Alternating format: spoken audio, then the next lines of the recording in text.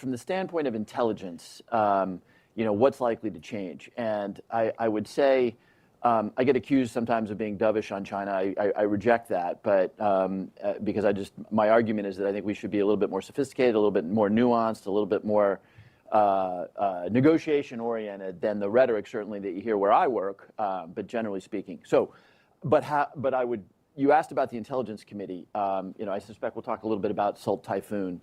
Along with the treatment of the Uyghurs, along with the unprofessional naval and airborne activities in the South China Sea, the activities of the PLA, other Chinese Communist Party organs, and affiliated entities messing around in our networks is intolerable. And what we're seeing now and this is not a surprise. Salt Typhoon, I think, was a little surprising only in its magnitude, scale, and persistence. But that's an area where we need to make it very clear to the Chinese that at a minimum, we need to come to some agreements about networks that will not be violated, critical infrastructure. I would hope that we would go beyond that minimum, though, to say that also, by the way, we're really good at this too, and we will uptick our activities. We're actually, there's a lot of things the Chinese do that we don't do. I was going to use the word never. I will use the word never. We never break into commercial networks to steal IP. That, of course, is Monday for the Chinese. And we are much more, I would say, careful and perhaps even dovish about our cyber operations. We could change that. And so I think the next president has an opportunity to really hit them hard in that particular areas, even as there's areas where I think we should maybe think about being more dovish. Mm-hmm. So you started out talking about Salt Typhoon. I think that many of our members of our audience are familiar with the cyber incident, which is named Salt Typhoon. But can you tell us a little bit more about the nature of the incident, the scope of the incident, but also, as a member of Congress, do you think that we have adequate laws and regulations in place to prevent and deal with these types of incidents? Yeah. So let me start with the second part of the question, which is easier to answer. The first part of the question, I got to be a little careful because a lot of what we know is not in the public domain. But the second part of the question is a very easy question. We are in the early 20th century, frankly, with respect to the mechanisms that we have to work with the private sector, because Salt Typhoon was a private sector breach, to very quickly respond. And it's not just Salt Typhoon, right? I was going out of my mind during the Colonial Pipeline breach because we dragged every senior IC person in front of the committee, and they knew nothing. They knew nothing because there was no requirement, if you will, that around truly critical infrastructure, and Colonial Pipelines was gasoline. Verizon and the telecommunications companies are the phone calls of the United States president, right? By any stretch of the imagination, critical infrastructure, and it's this very polite, voluntary system around the most essential things that we need and do. And it will be a fight, but the companies will say, hey, look, we're the victims here. And we're going to say, look, there's metaphors out there. There's analogies, right? The airlines. The government is very, very much in the airlines business. When a screwdriver is left in a fuel tank on an aircraft, guess what? It lands, it gets reported, the FAA is informed. It is challenging politically, but there's lots of analogies about how we need to drag this network world into the 21st century, if for no other reason, for national security. The first part of your question, you asked sort of the contours. I'm going to be a little bit crisp on this answer, but let's just say, in my opinion, it's probably the biggest breach in terms of the scale, its persistence, its collection capability that I've ever seen. And you can say, well, is it as bad as Edward Snowden? Edward Snowden was a very different thing, right? He stole a bunch of stuff and he gave it to the Russians, and very different thing. But in terms of its scale, this is about as big as anything that we have ever seen. And my job is oversight. I can't get into sort of what we knew when, but I look at what we knew when and said, see, the second part of your question, we need to do a lot better. Yeah. And will your committee have jurisdiction over developing new laws and regulations to address these issues? We will. We'll share that, of course, with some weird combination of Judiciary and the Energy and Commerce Committee. And we saw this before. I'll get the date wrong, but I think it was 2011, 2012 that we passed the first, we called it CISA, not to be confused with CISA. And, we ultimately ended up getting legislation done that created this largely discretionary partnership between the three-letter agencies, including FBI and the DHS and everything, and the network companies. But that obviously we need to step that up, and it's going to be challenging, right? Because I remember that legislative fight. There's personally identifiable information at stake. If Verizon wants to transfer a whole bunch of malware to a three-letter agency, it's almost certain that there's U.S. person communications or metadata in there. So I'm not saying this is easy, but I am saying it's critical. So we've established that cyber issues will be a big piece of business for the incoming 119th Congress.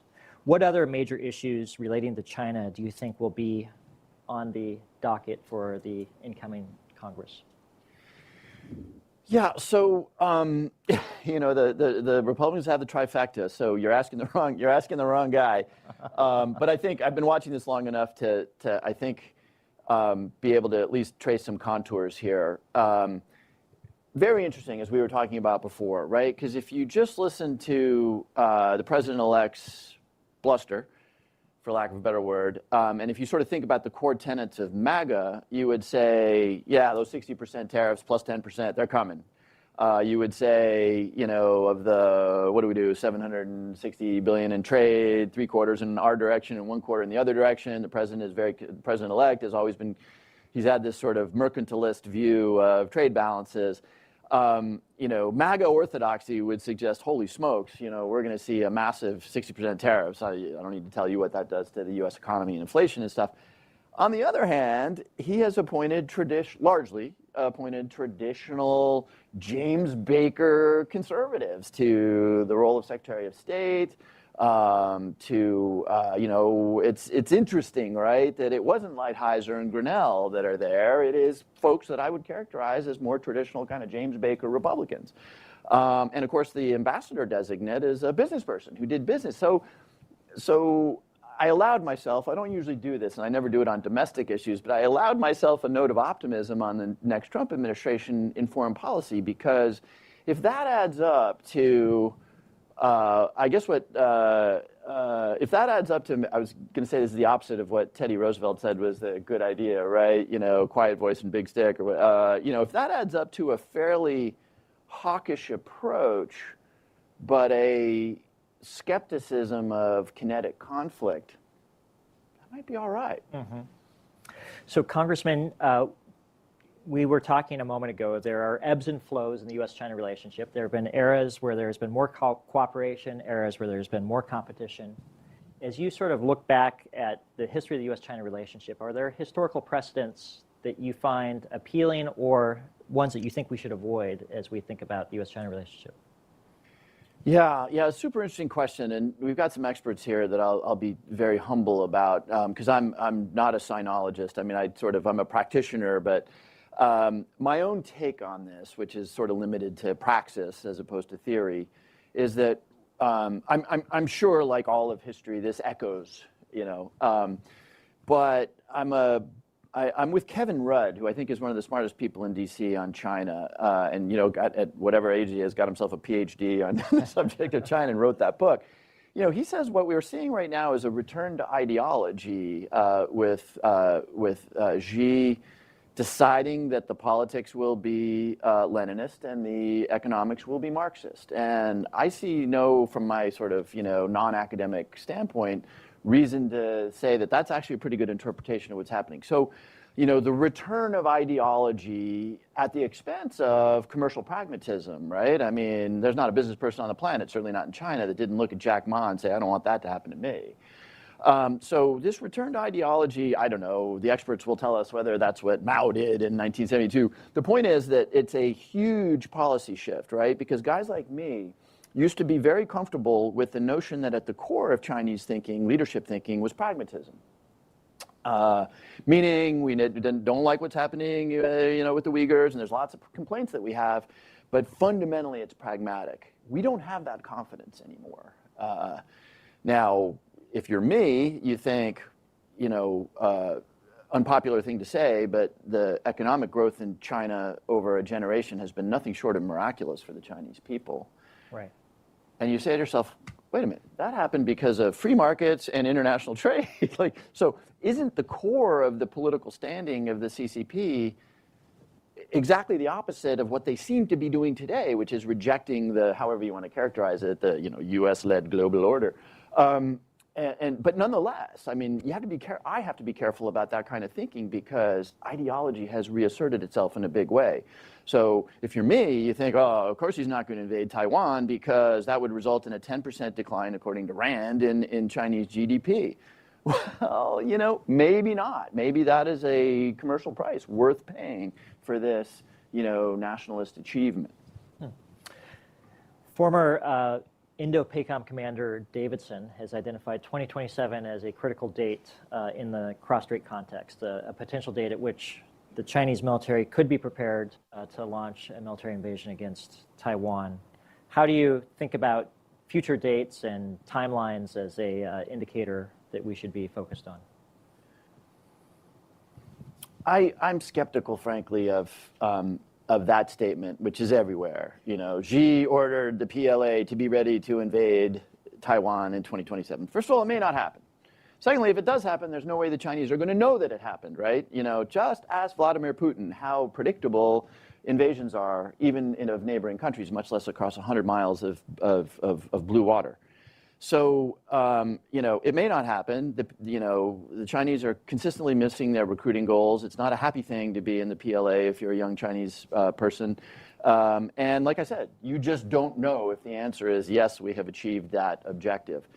It's also, and again, here's where I have to sort of revert to my remember ideology made Trump pragmatism. Also feels like a really dumb way to go, right? And I don't, there are islands that are claimed by Taiwan that are 2 miles off the coast of China, right? You could implement a blockade. What if you invade Taiwan? What happens? A, you may lose. You may lose. B, you may reduce the place to smoking rubble. In which case, what have you really achieved economically? You'd have an incredible brain drain. You've risked a nuclear war with the United States, I presume. You've destabilized the region for a generation. So it just sort of, I don't want to say I reject it.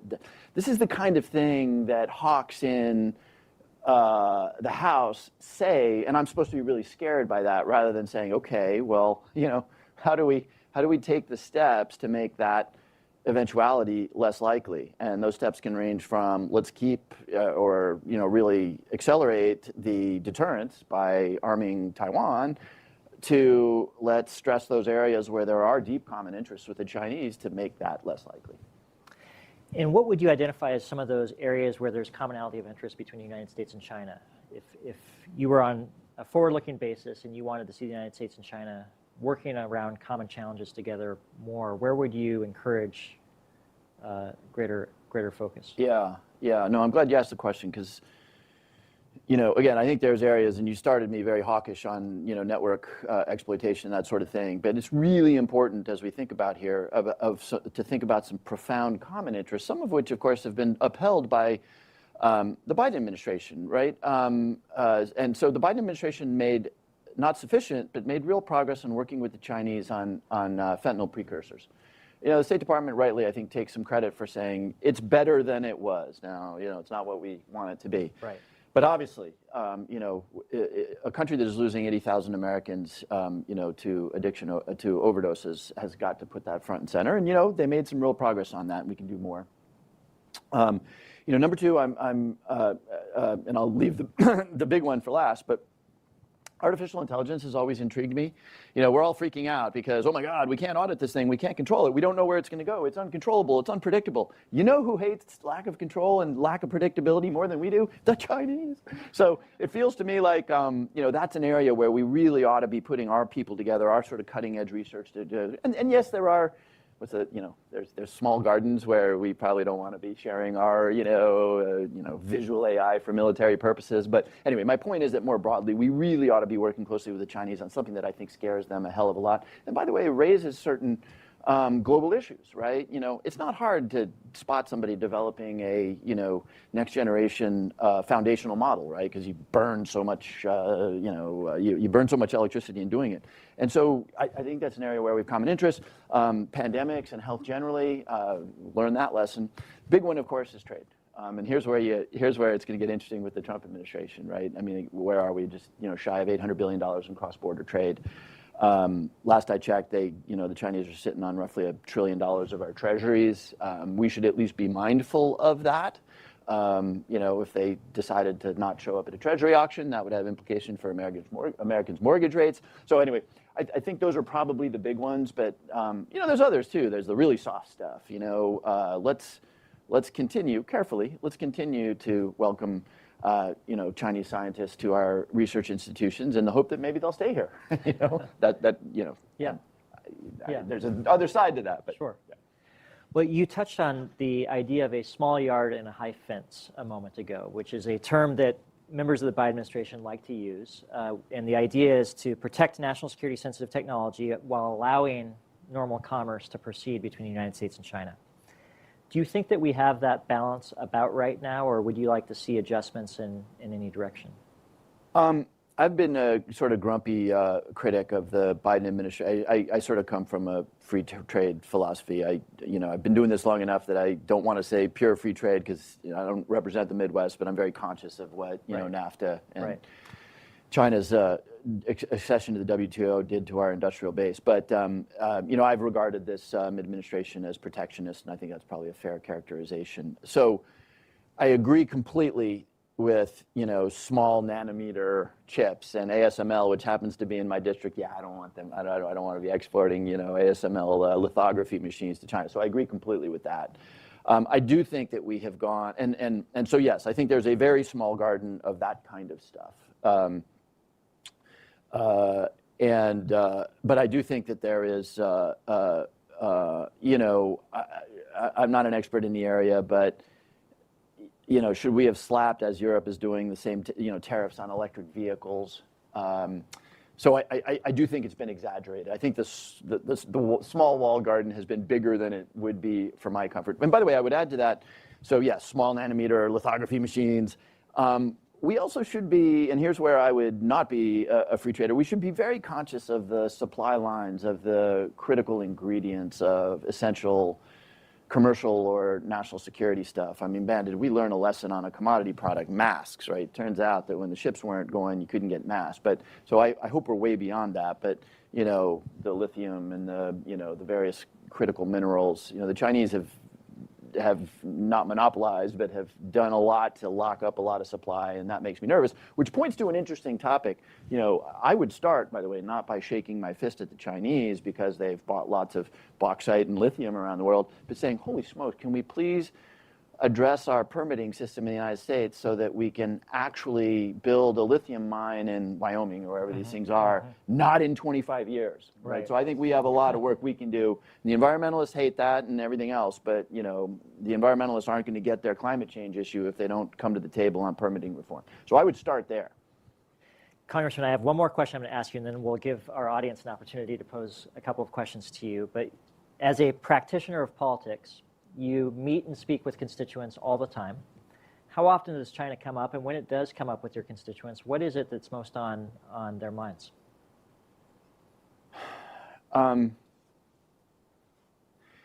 With my constituents, I have a really diverse constituency. It's Fairfield County, Connecticut, right?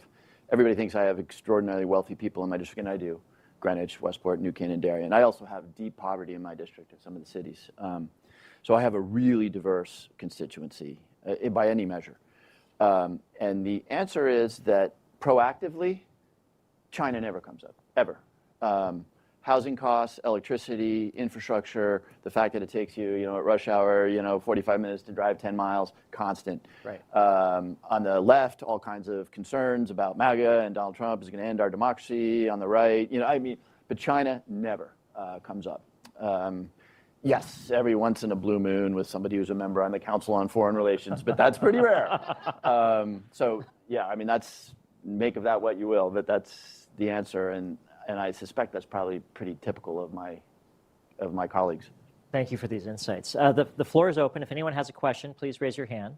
We have microphones. I would just ask that you introduce yourself and limit yourself to a question, not a statement, if possible. We'll start with the gentleman at the right here.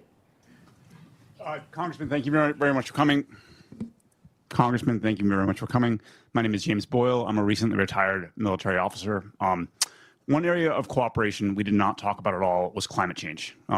And I'm wondering if you could talk a little bit about where you see potential areas of collaboration and cooperation on an area where China has made significant progress in terms of clean battery technology, electric vehicles, and solar.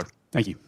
Yeah, great question. I actually should have I should have included that on my list right next to like pandemics, and because you're absolutely right. Look, it's big time in the world's interest to help the Chinese move away from building coal plants, right? Which they're still doing at a fairly rapid rate. You know, on the other hand, and so it's very much in our interest to help. Now, the truth is, I think they're as probably innovative with respect to sustainable technologies as anyone. I made a point that I'm not sure. I'm skeptical of trying to really slapping tariffs on their electric vehicles. I'd want to think that through, right? Because I don't want them being predatory in such a way that we don't have a U.S. player in that market. But there's an example, by the way, of where climate goals conflict with American industrial goals. And personally, I would lean into the climate goals on that particular issue. Feels to me like over time EVs are likely to be commoditized, right? So we're not talking about advanced chips here. So yeah, I mean, I couldn't agree with you more. I understand, and I'm a little bit far afield of my expertise here, but I understand that they're doing remarkable things with carbon capture technology, which we sort of do, but not really. And so I think that's an area of huge potential cooperation, if for no other reason that, as my Republican friends love to point out, whatever we do in this country kind of doesn't matter relative to what India and China do, and we ought to at least acknowledge that mathematically that's true, and therefore we have an interest in how India and China are building their economies. We have time for one more question. In the interest of gender parity, if there's any woman that would like to raise a question, then... Or come sit up here. Yeah. We're going to fix that with the next panel. Yeah. Hi, my name is Jessica Baker. I work for a company called Cision. You mentioned that the Chinese hate unpredictability even more than we do. It must be very frustrating for them to deal with the unpredictability of a constantly changing U.S. executive branch leadership and the foreign policy changes. That is hard to predict. So what can you tell us, that you're allowed to tell us, about what we know about how they plan their own foreign policy, their own engagement with U.S. across multiple multiple administrations, and how they might be planning to engage with this incoming administration? Yeah, super interesting question. The Chinese, like leadership of certainly the G7 country, they're pretty sophisticated in the understanding of our chaotic leadership system, and I think they understand the chaos associated with democratic countries. I mean, okay, we're pretty chaotic, but Britain had 2 monarchs and 7 prime ministers in a 6-year period or whatever it was. So I think the Chinese look at democracy, and I don't think they think it's a feature. I think they think it's a bug, but they're not naive about the what they probably see as chaotic nature of democratic leadership changeovers. That said, again, I think they're pretty sophisticated. If you look back at the Trump administration, this is something that I personally have to psychologically manage, but there's just a lot of chaff in the air. But when it comes down to actual real change, the tearing up of the JCPOA was, and obviously there was a pretty significant change with respect to, almost unconditional support for Israel. But the point I'm trying to make is, the policies don't radically change. And so I don't think the Chinese are expecting a radical change in U.S. policy. My guess is that they've discounted the 60% plus 10% tariffs thing. So anyway, I think they're probably pretty sophisticated in their understanding. They're also sophisticated enough to know, as I think most observers of Donald Trump know, that he's not a hard guy to, I'm trying to pick the word here, to understand. And that if you're meeting Donald Trump for the first time, the first thing you do is, you praise him for his stunning historical leadership and the fact that he is, without question, the most important president of the 20th. You get my point here.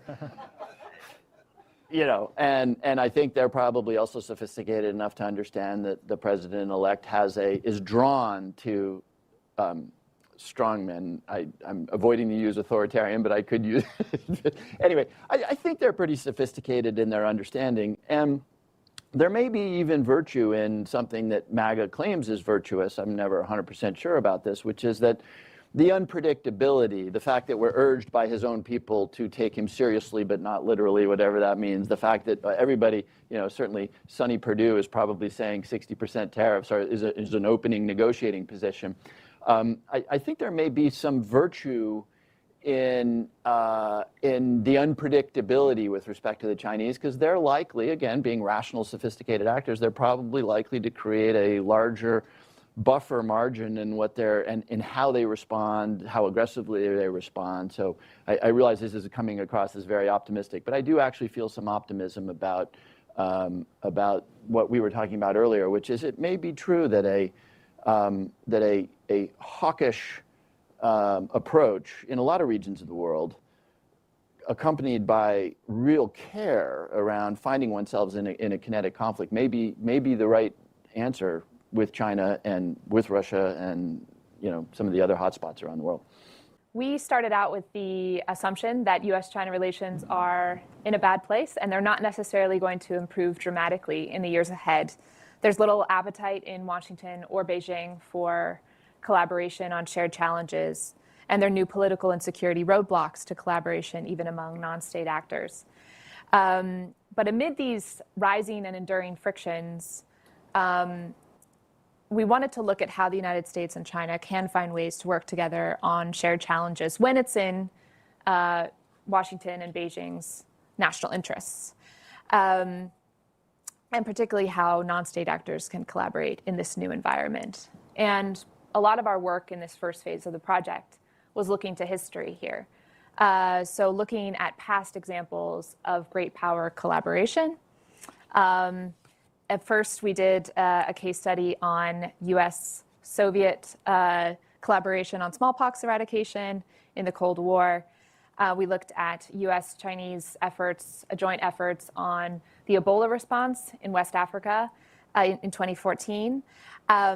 US-Chinese collaboration on HIV/AIDS prevention in the early 2000s. And then Mel Leffler, the preeminent Cold War historian, penned an essay for us on how the US and Soviet Union managed to collaborate on discrete issues like strategic arms control across the Cold War.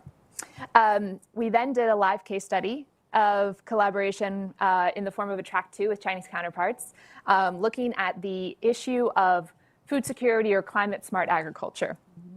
We chose this issue in part because it's thorny enough to really test our emerging assumptions here. Beijing has prioritized food security and food self-sufficiency in a more contentious environment. Chinese farmland purchases have come under scrutiny in the United States, but it is an area where leaders on both sides of this relationship have expressed an interest in collaboration. So today we're going to discuss some of the findings from our historical case studies, and then also some emerging findings from our track 2 as well. To discuss these topics, I'm really delighted to be joined by a fantastic panel here. We have Carolyn Smith-DeWall, who's a senior associate in the Global Food and Water Security Program at CSIS, was previously at the Global Alliance for Improved Nutrition, GAIN, where she focused on food safety and addressing malnutrition, and at the U.S. Food and Drug Administration, where she worked with foreign governments to ensure bilateral alignment on food national safety systems. She's also a 2024 winner of the International Association for Food Protection's Food Safety Award for contributions to the field of food safety. I wanted to mention that. Nellie Bristol, who's a senior associate in the Global Health Policy Center at CSIS, and a global health analyst, writer, and expert and editor with expertise in global disease eradication, global health security, and pandemic preparedness and response. She's also the author of our inaugural case study on US-Soviet smallpox eradication during the Cold War. And then finally, my friend and colleague, Caitlin Welsh, who is director of our Global Food and Water Security Program at CSIS. Plenty of prior senior USG experience, including at the NSC and the National Economic Council, as Director for Global Economic Engagement with responsibility for the G7 and G20, and as Acting Director of the U.S. Department of State's Office of Global Food Security. So welcome, Carolyn, Nellie, and Caitlin. So glad to have you here. We're going to begin by focusing or reflecting a little bit on the past and what we've learned from the case studies of this project. We're super glad to have Nellie here because she did so much independent research for us and wrote this fantastic case study on how Moscow and Washington managed to come together during the height of hostilities in the Cold War and work on a shared concern, smallpox eradication. Nellie, tell us about some of your research, some of your findings, what made this possible, what were practical mechanisms by which the two superpowers worked together? Right, thanks, Lily. So smallpox, an ancient scourge that had killed millions over the course of history, was a particular concern in Russia, where it also had killed millions, and it became very involved in vaccinations and ensuring that its population was vaccinated, and in vaccine development, and came up with a freeze-dried version that was a heat-stable version that could be used in a variety of settings. And then during the Soviet era, got involved in large-scale vaccination of its population and was able to eliminate smallpox in its borders in 1936. And it was actually Russia or the Soviets who proposed global smallpox eradication at the World Health Assembly, the governing body for the WHO, in 1958. And it didn't get even though it was approved, Russia actually the Soviets had dropped out of WHO for a while, and this might sound familiar to some of the things that could go on in the future here, but then came back in, and they came up with this proposal to eradicate smallpox globally as kind of their big entrance back into the organization, and to demonstrate their technology and their prowess in medical technology. So even though it was approved, didn't take off initially at the WHO. The U.S. was not a huge supporter initially. It was involved in an attempted malaria eradication program with WHO that was not going particularly well, and WHO was nervous about getting involved in another eradication program given what was going on with malaria. But eventually, things realigned. The U.S. had some smallpox programs going on in other countries, in other regions in Africa, and had come up with some really effective mechanisms for vaccinating large-scale populations. And so CDC was involved with that. And for the U.S., as the Vietnam War kind of dragged on, and the U.S. was looking for ways to bolster its image globally, and it was the Hearts and Minds campaigns that were going on between both of the countries, between the Soviets and the U.S. The U.S. became more interested in smallpox eradication and working through the WHO on that. So ended up putting in a lot of money and personnel, and the Soviets came up with a lot of the vaccine that was used for the program. But the key point to all this, it was sort of enlightened self-interest on both of their parts that pushed them toward this program. But also the key element was WHO and having an international organization where those self-interests could be expressed, that they could take on a global program and they could involve as you may know, global eradication of a disease is incredibly hard.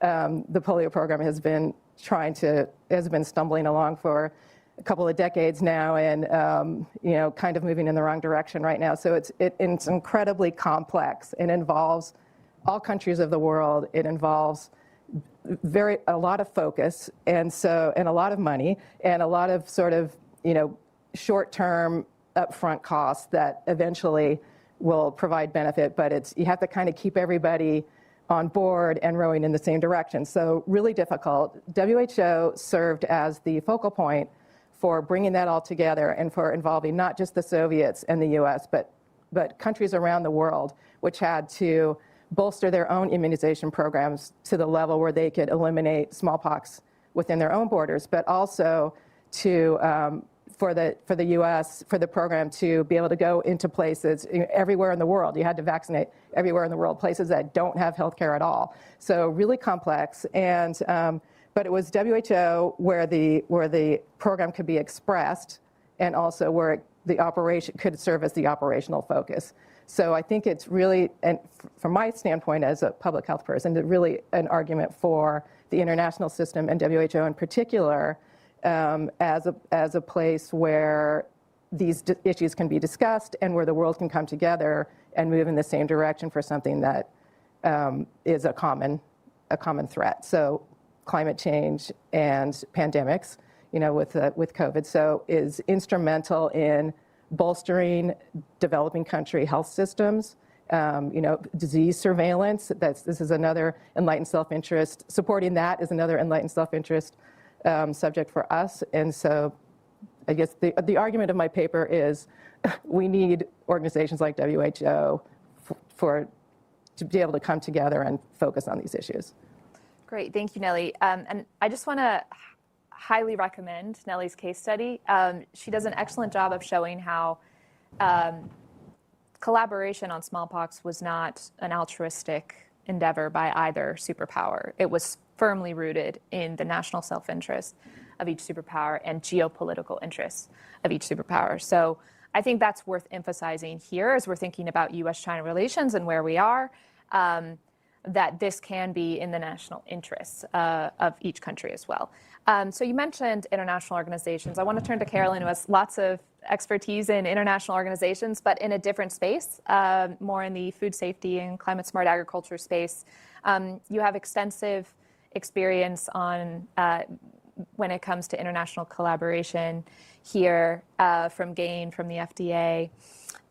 What lessons are you taking away from that experience? So I have been, as part of the Codex Alimentarius, broad community for several decades. And the important thing is to have multilateral platforms where experts can get together and develop consensus. Codex has really formed a foundation for food standards, which are really important for trade internationally. And so it's been operating for about 60 years. China is a member. I believe Russia is a member. I mean, basically, it's got hundreds of countries that are members, and they meet many times during the year to discuss the food standards as they come through the process. The important thing about Codex is they really bring their subject matter experts. So each country, some countries send political people, but for the most part, countries are sending their international experts in different topics which are under consideration.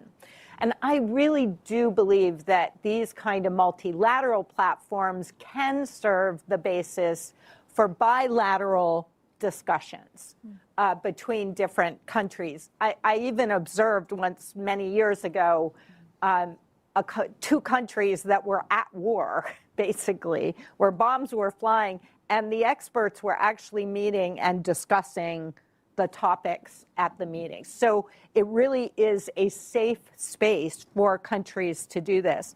I do want to just mention that last week we actually got a paper approved at the commission level for for domestic markets in the global south. But China actually approved. There were 23 countries that spoke up in support of this paper, but China was one of them. So it shows that the issue of food standards and even domestic food markets is really important to China. Mm-hmm. Fantastic. Thank you so much. We want to ask for your thoughts on our convening as well. But first, I want to turn to Caitlin. We recently conducted this live case study of collaboration. It was, I think, 3.5 days in beautiful Bellagio, Italy. And we got US experts together with Chinese experts to talk about roadblocks and opportunities for collaboration in climate-smart agriculture. What lessons, what observations did you have about that experience? You played a pivotal role in herding us all and making sure we came out with some concrete ideas. What were some of your observations about opportunities and challenges for collaboration in this space? Sure, great question, and thanks for having me today. We did convene US and Chinese experts for multi-day discussions earlier this year. On the US side, we had former government officials from NSC, USTR, USDA, State Department, FDA, research institutes, universities, other research institutes, the private sector. On the Chinese side, we had former Chinese representatives to the UN FAO, Chinese researchers, private sector representatives, and others. So a really excellent group of folks for this Track 2 convening.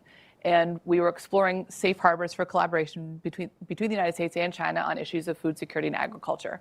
And out of this 3-day convening, a number of specific potential areas for collaboration emerged. And for background, I'll give just a quick overview of what they are. We talked about the potential to collaborate on challenges regarding water, so increasing agricultural production in water-stressed regions. We talked about the importance of reducing food loss and waste, which is a major challenge both in China and the United States with climate change implications and also implications for food security and nutrition. We talked about the potential benefits of collaborating on creating mutually agreed standards for trade with regard to climate issues, seeing that issues like carbon emissions and greenhouse gas emissions and the potential to sequester carbon in soil through agriculture, those things are emerging in trade agreements and as trade obstacles. So we have talked about the potential benefits of US and China agreeing to those standards. Talked about alternative proteins, both for human consumption and for animal feed, with China prioritizing those in its five-year food security plan. And finally, we talked about the importance of increasing transparency in global agriculture market issues for the benefit of market actors around the world. So we talked about a whole host of things under this broad umbrella of climate-smart agriculture. And a number of areas of promise emerged and also some areas of some pitfalls too. So in terms of promise, one thing that was very, very apparent was the enthusiasm among participants to actually start to enact this collaboration. We had really top-tier experts from the United States and China in the room, and they were ready not just to talk about these, but to get these into action, into implementation, recognizing the need for the benefits of these collaborations. We were having these discussions at a time when there was vocalized and very high-level support by the United States government and by the Chinese government. For example, in the United States, President Biden had spoken on a number of occasions publicly about the potential benefits of U.S. collaboration with China on these issues. Secretary Biden had done the same. And the Chinese ambassador to the United States had also done the same. So there was a lot of high-level expression of interest in collaboration for these purposes.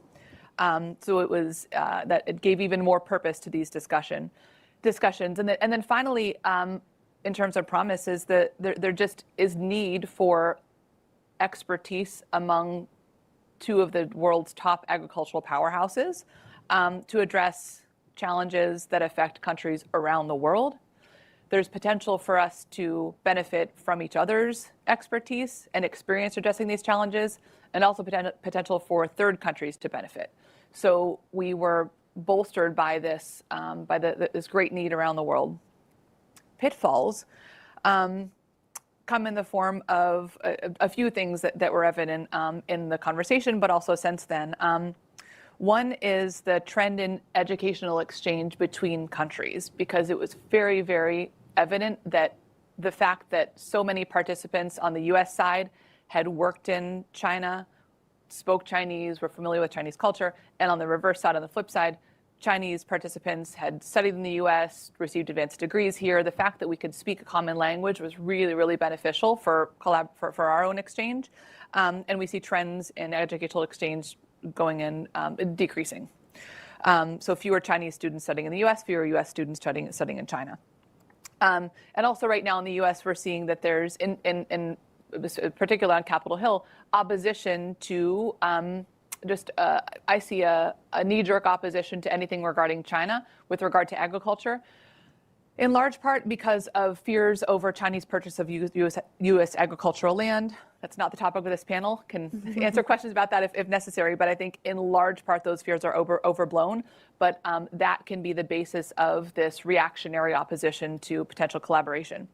And finally, an observation that this is neither a pitfall nor a promise, but there really is no track for such collaboration.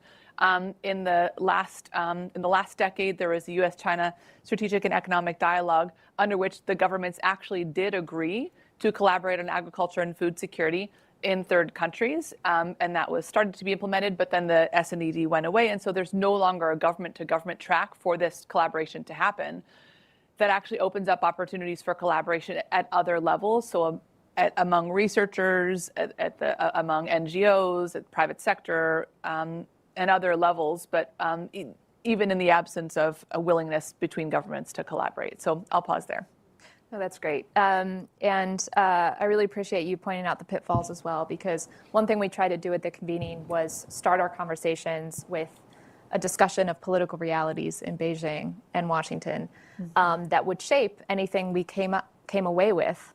And then we put those aside for a little bit and let the experts dream and brainstorm. And then we brought them back in at the end because, per Nellie's case study on U.S.-Soviet collaboration, we need to think about the national interests of each country.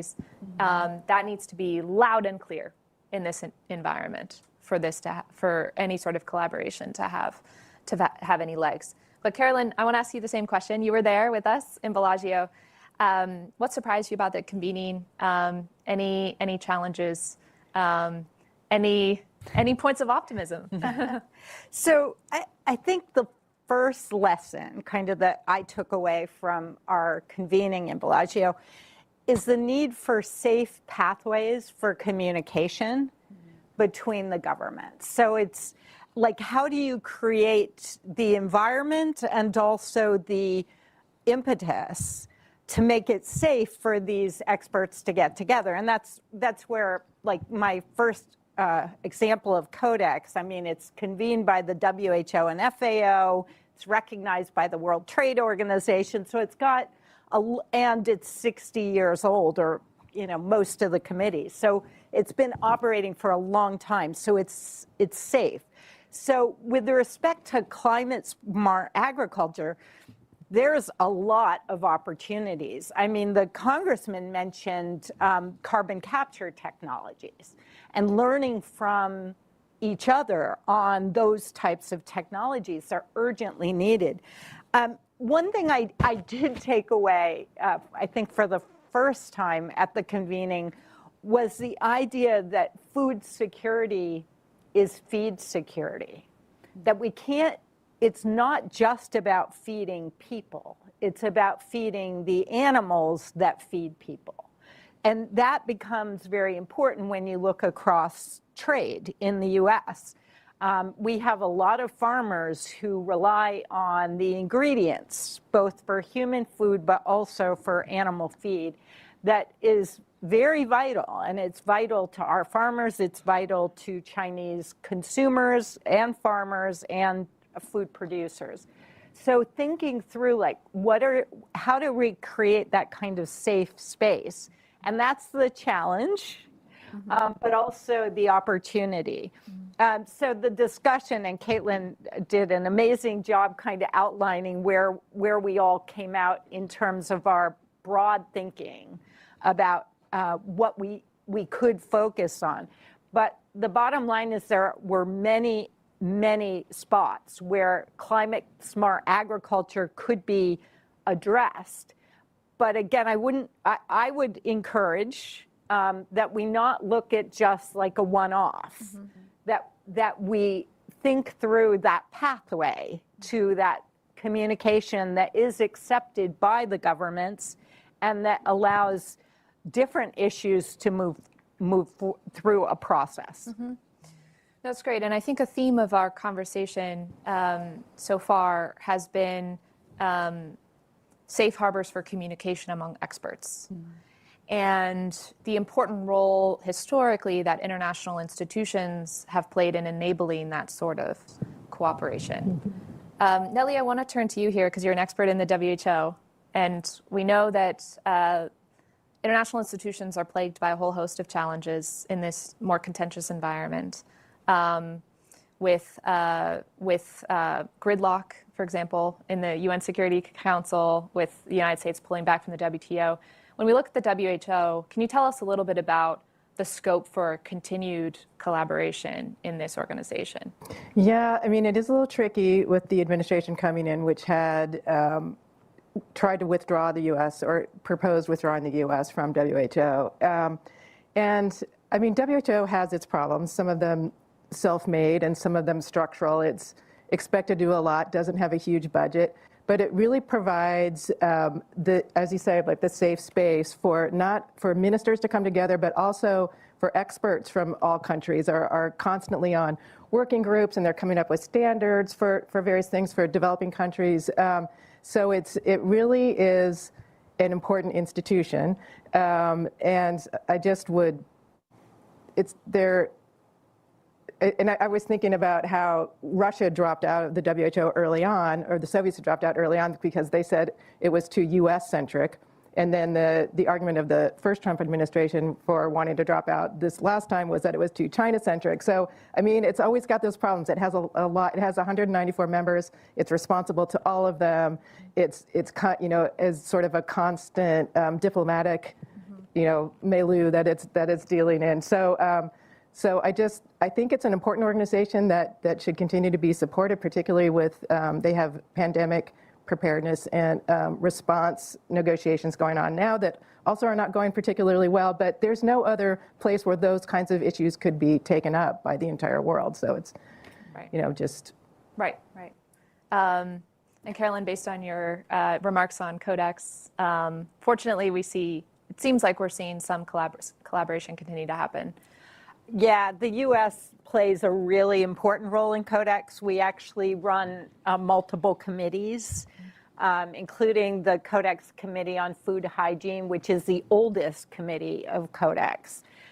So the U.S. has played an important role, and it is part of WHO and FAO, but it actually is run by the countries. The countries run the committees, and then they vote a central body, the Codex Commission. But again, the leadership there is all based on countries. So again, it's a model that we need to be aware of as we enter the space. And I think just a really important message is bilateral relations are really important, and in this instance are not going terribly well. But if you take them into a multilateral context, it can change the way people communicate, and it is a very important mechanism. So it's something that as you move forward in developing your project, thinking through both the bilateral and multilateral. And one more point on this. We did have a lot of discussion at the convening about the potential benefits, for example, for food waste. If we have technologies to address food waste, both in the U.S. and China, they would not only be useful in the context of those countries, but also for many developing countries, and countries in Africa and Asia could also benefit. So finding the kind of solutions to address that would be good. Right. There was always this tension in our conversations about, do we focus on bilateral challenges that would help the U.S. or China, U.S. and China, or do we focus on U.S.-China coordination on challenges in third countries? And I don't think we landed on one. I think we need to continue to probe where there's more opportunity. But it was certainly a theme of our conversations. And I mentioned on that note that we did do some conversations and workshops looking at international institutions aside on how track twos can be made more effective in this new environment. And one of the observations we heard on each side is that sometimes these track twos are more productive when focused on multilateral issues as opposed to bilateral issues, which are simply too contentious, or when a third party is brought into the conversation. So I think triangulating and thinking about bilateral relations in a broader context might be a common thread here. I do want to open up to our audience. I'll call on the men first, no. But I see we have a question back here. Yes, sir. Yes, my name is Roger Cochetti, and I'm an editorial contributor on technology policy for The Hill newspaper. Recently posted an op-ed entitled, "Is it time for a U.S.-China Apollo-Soyuz?" And for those who don't know what Apollo-Soyuz means, at the peak of the Cold War, where there was fighting in Vietnam and proxy wars with the Soviets in South America and Africa and everywhere, Nixon and Kissinger agreed to link up the U.S. and the Soviet space programs with Apollo-Soyuz docking. It was a spectacle for the world to watch. And in his later writing, Kissinger says they did it for educational reasons. They were trying to educate the American military, the Soviet military, American politics, Soviet politics, that there was something more than fighting with each other. The question I have then is, have any of you given any thought? Obviously, there's a lot of dual-use technology and a lot of military technology, but there are intergalactic space probes. There are space telescopes to look at distant galaxies, things of that sort. Have any of you given any thought to the prospect of a U.S.-Chinese spectacular outer space, cooperation that might set the stage for attitudes in both countries, which is, again, what Nixon and Kissinger did with Apollo-Soyuz. It was a stunt and showed that there was a potential beyond war. Thank you. Thank you. And that's an excellent question. I wish one of us on the stage were a space expert here. But since we're not, I hope I hope you won't mind if I tailor your question a little bit to think about an Apollo-Soyuz moment, maybe in the food and agriculture space, what that would look like, or in the global health space, what that could look like. Maybe I'll turn to Caitlin to start. I'll put you on the spot, and then Carolyn, and then we'll move to global health. Yeah, thank you. Thanks, Lily. I appreciate your adaptation of that very good question. There could be, if it were regarding a technology that that could be beneficial to agriculture in both countries, but that wouldn't be, there wouldn't be suspicion around things like forced technology transfer or something like that. I'm thinking of an area like food loss and waste, which is something that we discussed in our convening, where there are enormous problems in both countries. China's the top, has the most food loss and waste of any country in the world, and is also emits the most greenhouse gases. Food loss and waste has a strong link to greenhouse gas emissions. Both countries have in place national level plans to reduce greenhouse gas, to reduce food loss and waste. If there were a technology, and I don't know what that technology could be, but a technology that could be beneficial to both countries in addressing these problems, then I really don't see why there wouldn't be willingness to share that. I'll have to give some thought about something that could be like a bit more impactful, because I struggle to see American citizens glued to their TVs to see something with regard to this, but there's potential, and it's an important question. Great. So another idea, kind of along the same line, is the idea of alternative proteins. So alternative proteins are available. They've been used for decades in different continents, but they're not generally accepted for human consumption. But a question that we were discussing is, could they be used for animals, for animal feed? Taking protein sources that are not commonly used in human food, but applying them in animal feed. Because again, this, I really, one of the big take-home messages is food security equals feed security, because you've got to feed the protein-producing animals, whether they be chickens laying eggs or the beef and cattle and pigs, beef and pigs that are providing human food. So we've got to think through what would be big enough, what would be exciting enough that could also solve some of our environmental problems. I mean, a lot of alternative food sources actually coming from the seas. It's fish byproduct that is being overfished, basically. So again, finding the right technology that would address a real problem and that we could demonstrate, it had some pizzazz. Right. On the topic of pizzazz, Nellie, I learned from your case study that smallpox was certified as eradicated in 1979. It was the only successful instance of human disease eradication in history. Wow. So when we're thinking about pizzazz in the global health space today, what's something that the U.S. and China could work together on, accomplish, that you think would have the same amount of global impact?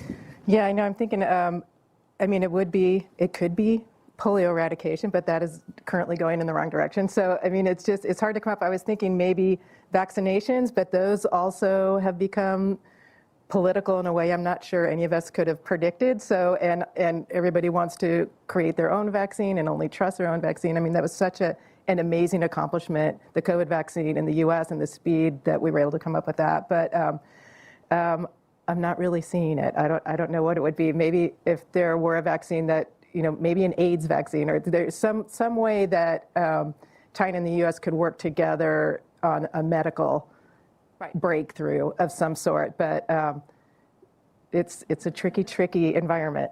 Yes. Well, that's why we're doing this project. So I'm gonna take Professor Lieberthal, and then we'll go to you, sir.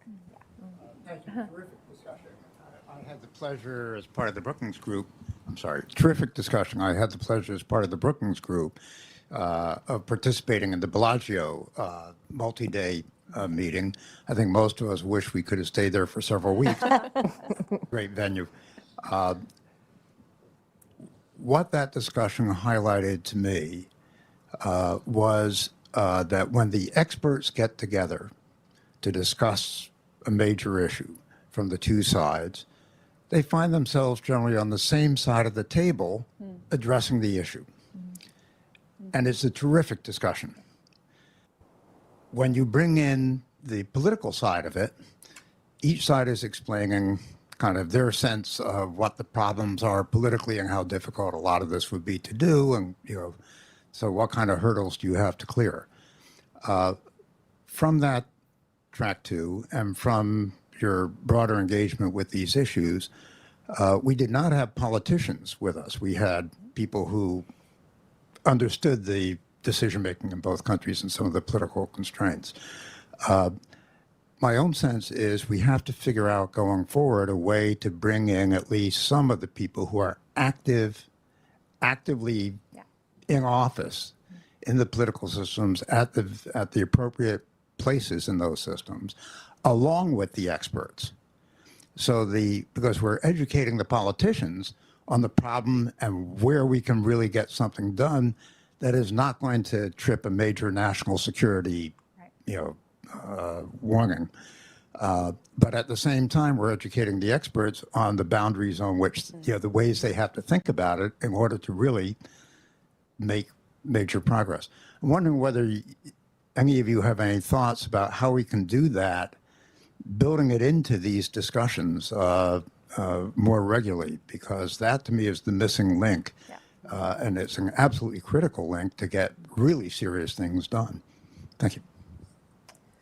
I have initial thoughts, and then maybe I can turn to Caitlin. So I think that's an excellent point. And as you know, we brought in policy experts, including yourself, to start off with some roadblocks. But then we did have to put those aside and let the experts think about areas of collaboration. In subsequent conversations, I want to be sober about the pushback we've had to this idea of collaboration. And there are a whole host of challenges on each side, as you know, whether security, national security related challenges, as you mentioned. The whole idea of technology transfer is one that raises a lot of questions in the United States. There are trust issues on each side. I think it's really important to bring in all of those counter-arguments to these conversations. So one thing we're planning to do as we go forward in this project is have dedicated conversations about all those roadblocks. Really get them out on the table very early on to think about, what would be the pushback to all of these proposals that we might come up with among the experts? What would be the pushback in Washington and Beijing to both? So I think we need to have dedicated experts with what you might call a more skeptical audience, and that includes sitting policymakers in both countries, and then slowly try to incorporate those individuals. If not those individuals, then at least bring those arguments to the table when we're discussing concrete areas of potential collaboration in climate-smart agriculture. Yeah. Okay. Thank you. Great answer, Lily. And thank you so much. And it's wonderful to see you again. That's a very important question that you asked at this phase in our project. As we had wrap up really excellent conversations earlier this year and look forward to what we'll be doing in the future. I think that the what that we do is building on what Lily said. It's bringing in those skeptics. Well, I think it's two sides. It's bringing in those who are very open, policymakers who are very open to collaboration, and informing them about the potential risks of this. And it's bringing in the skeptics that are afraid of any form of collaboration and talking about the potential benefits. So I think it's bringing them in and having an open conversation with each other and also with experts. And how do we do it? We do it through things like this. We do it at your institution, at our home institution, Brookings and CSIS, through closed-door conversations, and also through public conversations so that we can disseminate the lessons that we're learning like we're doing today. So I think it's important to bring that political angle in, and I think that there are both sides we need to address. Again, it's those who are really open to this collaboration. We need to be realistic about risks, and those who are very reluctant. I think we need to have an important conversation about benefits. Great. We have time for one more quick question, so I'll go to you, sir. Thank you. Lawrence Freeman. I've been involved in Africa development policy for over 30 years and recently U.S.-China relations. And I have a proposal to try to outflank the current relations. The U.S. says China's a competitor. I was at a conference in Beijing, a defense conference I spoke at, and they think U.S. is really not telling the truth, that they really see China as an enemy. So there you have the conflict of the zero-sum game mentality. What I proposed at the conference is to outflank the situation by establishing a joint mission that's in the interest of both countries and the rest of the world, which is that Africa has 450 million people living in poverty, and it's the only nation in the world where poverty is increasing per person every year. China eliminated poverty, which everyone recognizes. U.S. has the largest economy in the world. Why not make a gift to Africa and a gift to mankind and say, on this mission, the United States and China will jointly work to eliminate poverty and hunger in Africa by making the investments in infrastructure.